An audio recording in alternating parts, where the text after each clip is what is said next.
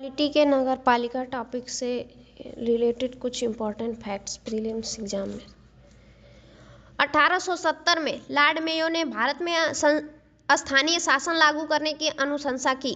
Lord Ripon के कार्यकाल में पहली बार स्थानीय शासन बोर्ड की स्थापना हुई, जो स्थानीय शासन के विकास में एक महत्वपूर्ण संरचनात्मक उपलब्धि मानी गई।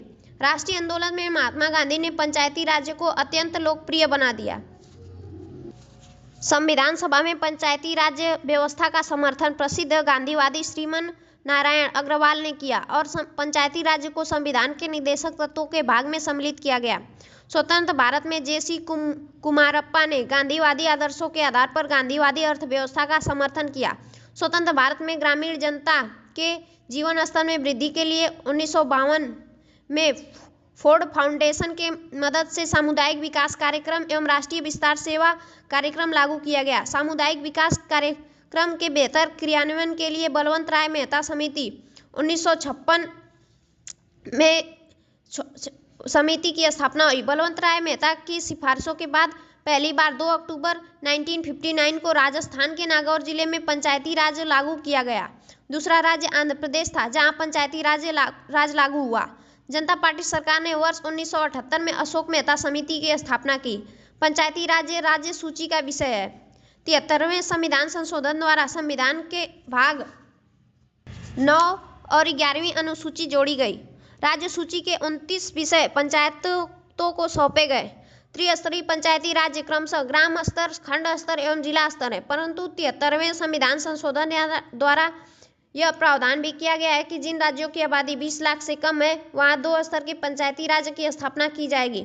उदाहरण के लिए गोवा व मणिपुर में ग्राम स्तर तथा जिला स्तर के पंचायती राज की स्थापना की गई है। पंचायतों के चुनाव के लिए राज्य चुनाव आयोग की स्थापना की गई है, जिसका कार्य पंचायतों के चुनाव के लिए निर्वाचन नामावली का निर्माण करना तथा चुनाव पर नियंत्रण एवं निगरानी रखना है। 3 स्तरों पर सदस्यों का निर्वाचन प्रत्यक्ष होता है। निर्वाचित होने की आयु 21 वर्ष निर्धारित की गई है। खंड पंचायत एवं जिला परिषद के अध्यक्ष परोक्ष रूप से निर्वाचित होते हैं। खंड पंचायत के सदस्य खंड परिषद के अध्यक्ष का निर्वाचन करते हैं। ग्राम पंचायत अध्यक्ष प्रत्यक्ष रूप से निर्वाचित होता है। पंचायतों के चुनाव में महिलाओं एवं अनुसूचित जाति एवं जनजाति तथा अन्य पिछड़ा वर्ग को आरक्षण प्रदान किया गया है। आर्टिकल नंबर 243 के सब क्लास डी में कहा गया है। यह बिंदु ध्यान देने योग्य है कि पिछड़े वर्ग को आरक्षण प्रदान करना राज्य विधानसभा की इच्छा पर है। अध्यक्ष पद हेतु महिलाओं व अनुसूचित जाति व जनजाति को आरक्षण भी राज्य विधानसभा की इच्छा पर है।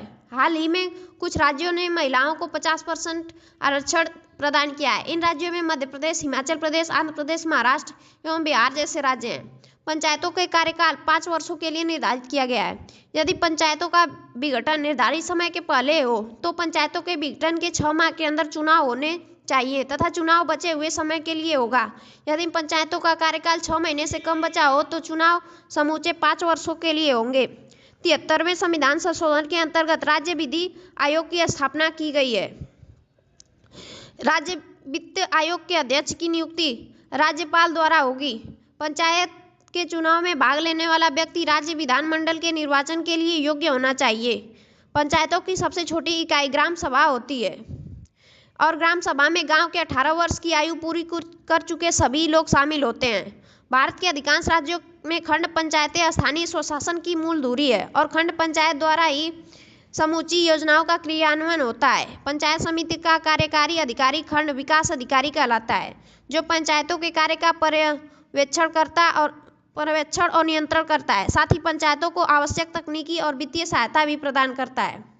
जिला परिषद मूलतः निरीक्षणकारी कार्य संपादित करती है। जिला परिषद का कार्य अपने अधीनस्थ निकायों का पर्यवेक्षण करना तथा उसके मध्य समन्वय स्थापित करना है। राज्य विधानसभा विधि निर्माण करके पंचायतों को कर लगाने एवं वसूलने की शक्ति प्रदान की जाती है। पंचायत समिति का कार्य सामाजिक एवं आर्थिक विकास की योजना तैयार करना तथा योजनाओं को लागू करना है। पंचायतों की विधि का निर्माण का अधिकार नहीं है।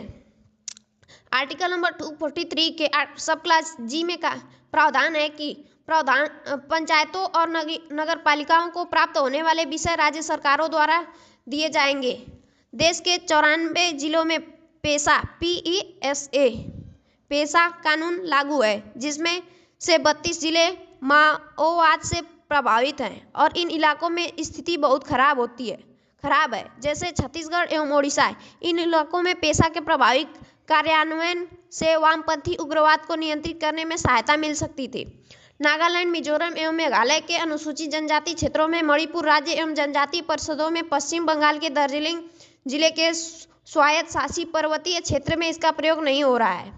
आंध्र प्रदेश, बिहार, ओडिशा, राजस्थान में पंचायतों को पंचायत समिति कहते हैं। उत्तर प्रदेश में क्षेत्र सीमित एवं पंचायत समिति, असम में आंचलिक पंचायत समिति, पश्चिम बंगाल में आंचलिक परिषद, मध्य प्रदेश जनपद पंचायत, कर्नाटक एवं गुजरात में तालुका परिषद तथा तमिलनाडु में पंचायत संघ कहते हैं।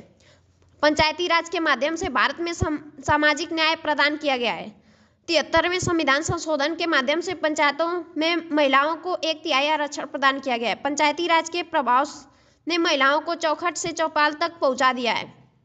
पंचायती राज में विकेंद्रित नियोजन का प्रयोग किया जा रहा है, जिससे नियोजन अधिक प्रभावी हुआ है।